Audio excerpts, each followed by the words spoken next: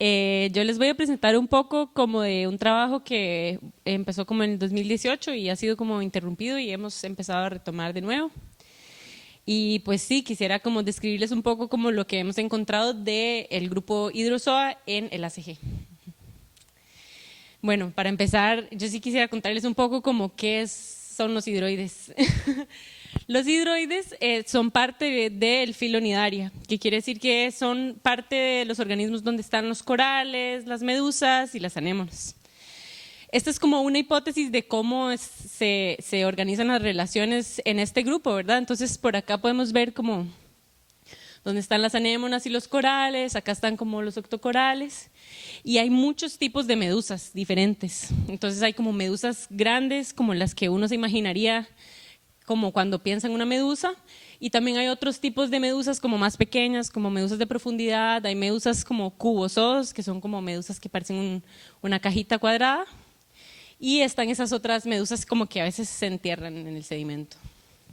Dentro de este grupo de seres que producen una medusa está el grupo Hidrozoa, que además de tener una medusa tiene una fase de pólipo muy desarrollada. Un pólipo es como ver crecer como una plantita, pero no es una planta, es un animal. Es como un arbolito y de ahí salen como los pólipos y además las medusas.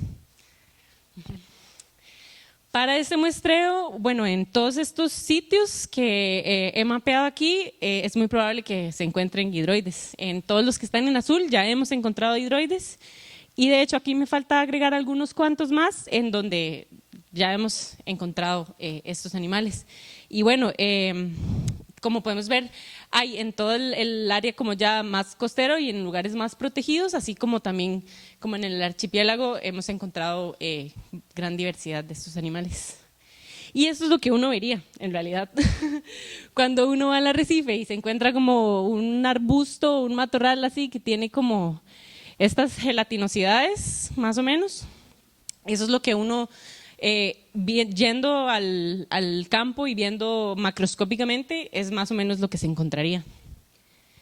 Pero en realidad, y más como en estas últimas giras que hemos hecho ahorita en 2024, que podemos ir como con fotografía profesional, hemos logrado observar estas cosas, ¿verdad? Entonces vemos el organismo como uno lo vería a simple vista y podemos hacer como acercamientos cada vez más cercanos en el campo.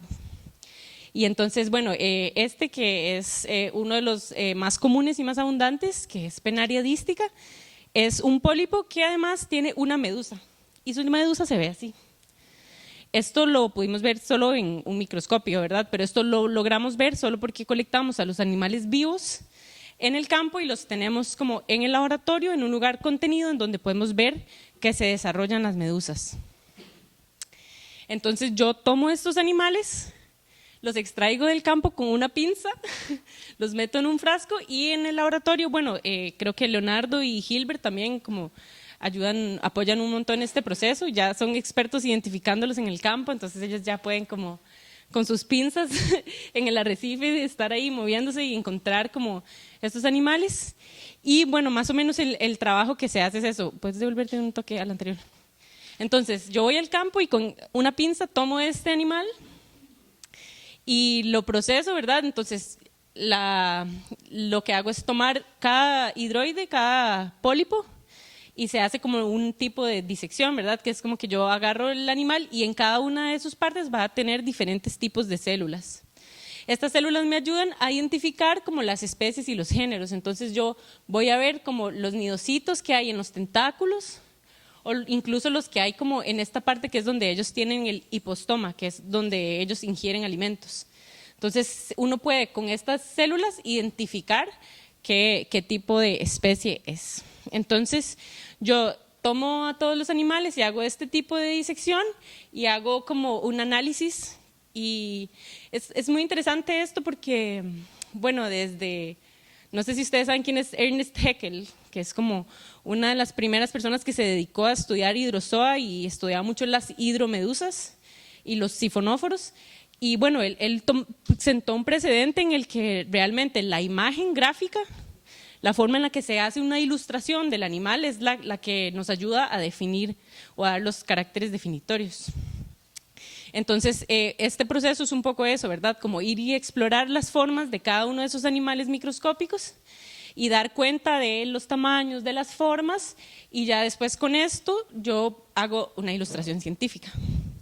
Entonces yo tomo las diferentes formas que yo encuentro en el campo y hago lo que es una estandarización o un modelo de estos animales, ¿verdad? Entonces tomo todos los animales que yo identifiqué como la misma especie y hago como un consenso de las características que estos tienen en común y hago una ilustración de esto, ¿verdad? Entonces se hace, ajá, sí, pero igual basándose en la literatura, porque la literatura es casi toda gráfica también, o sea, hay todas las descripciones de las especies tienen tanto una descripción textual como una descripción gráfica.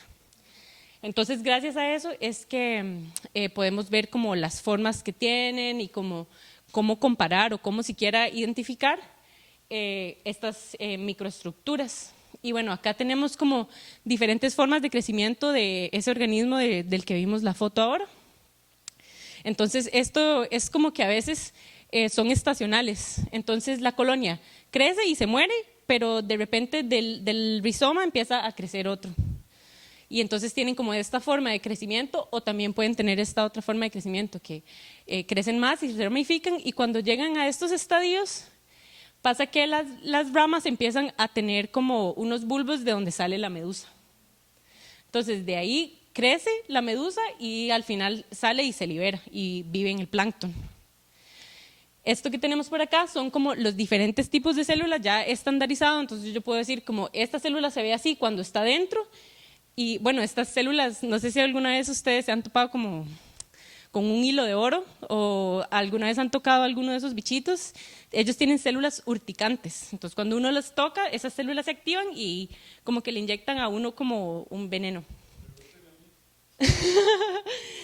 Sí, Gilbert nos ha mostrado cómo podemos encontrarlos en el campo y cómo se siente.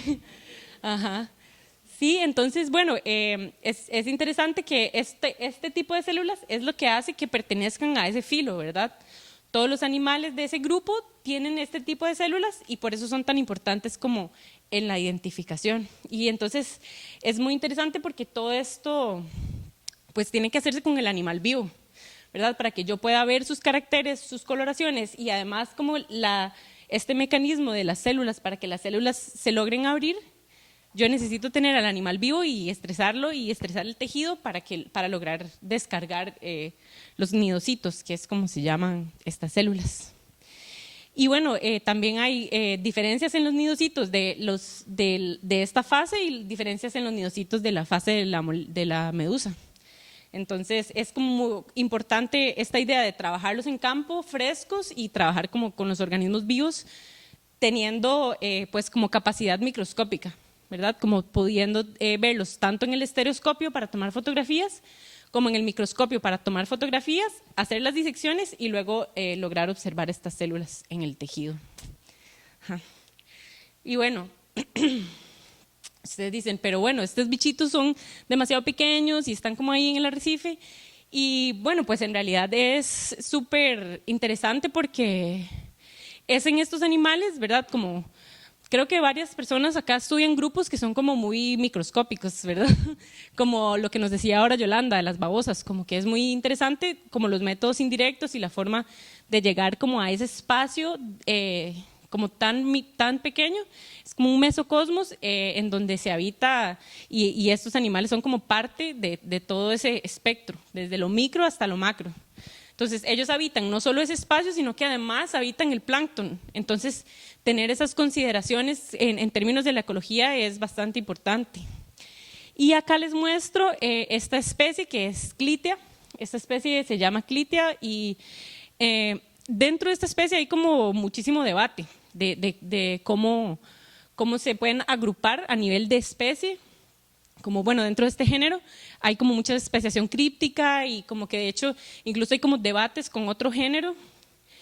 Y bueno, pues es súper interesante porque es uno de los organismos más abundantes y digamos, en todas las otras investigaciones que hay, como que se está tratando de llegar a un consenso con las poblaciones. Entonces, toda la información genética que se genere de estos organismos es súper importante y es clave para poder elucidar qué es lo que pasa ahí, pero además también porque como estas hidroides tienen un ciclo de vida sexual, ¿verdad?, que es la medusa, que sale y vive en el plancton, estas medusas crecen, se hacen más grandes y son como depredadores tope del plancton.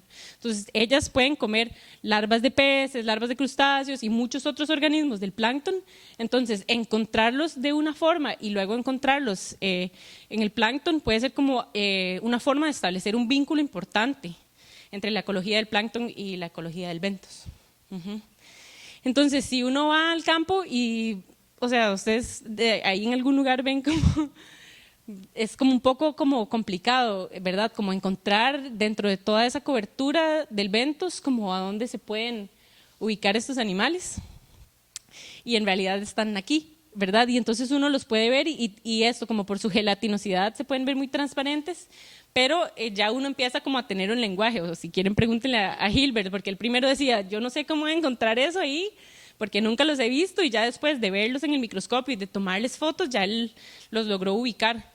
Que esto es un poco lo mismo que pasa con las imágenes, ¿verdad? O como lo que decía ahora Yolanda, como si yo veo una disección y no sé qué es la imagen que estoy buscando, no lo voy a encontrar, pero cuando ya yo me hago una imagen o un modelo o lo imagino siquiera, puedo como ver como estas formas en el campo, ¿verdad? Y ver como estas células que son como hasta iridiscentes y todo. Entonces, sí, como que toda esta experiencia ha sido mucho como de lograr ver como una parte del mesocosmos del arrecife que es bastante interesante porque además ahí encontramos muchos otros organismos que se suben sobre los hidroides, ¿verdad? Como poliquetos, he encontrado nematos, he encontrado también otras babosas marinas y muchos microcrustáceos y todo esto habita como sobre estos animales. Entonces es como aún más como importante o evidente como una necesidad como de identificarlos o como de mapearlos.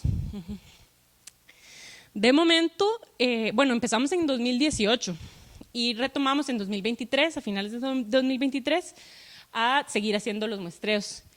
Y hemos recolectado 282 especímenes en esos 22 sitios que les mostré al inicio, de los cuales aún, o sea, nos han devuelto apenas 81 secuencias, estamos comenzando apenas con la parte como genética, pero el resto de la parte morfológica ya lleva como gran avance.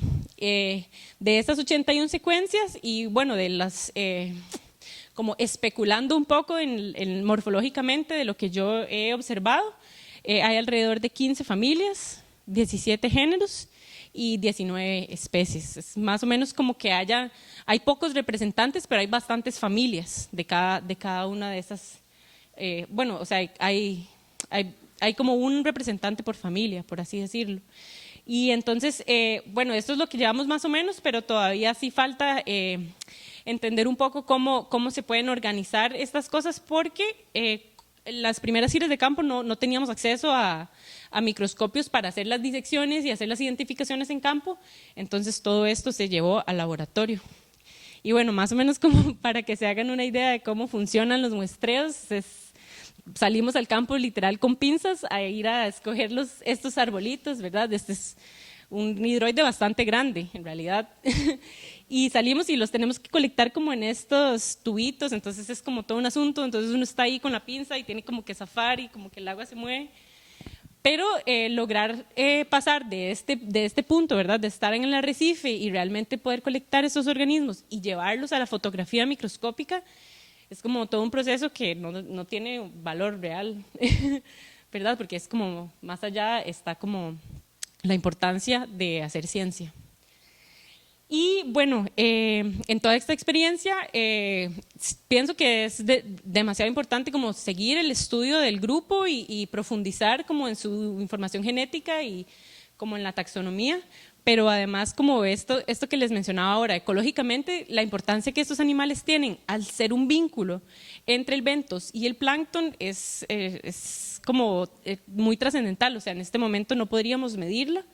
Entonces, hacer un estudio de las fases planctónicas o encontrar estas medusas en el plancton es de suma importancia y además como que tenemos la capacidad de rastrearlo genéticamente.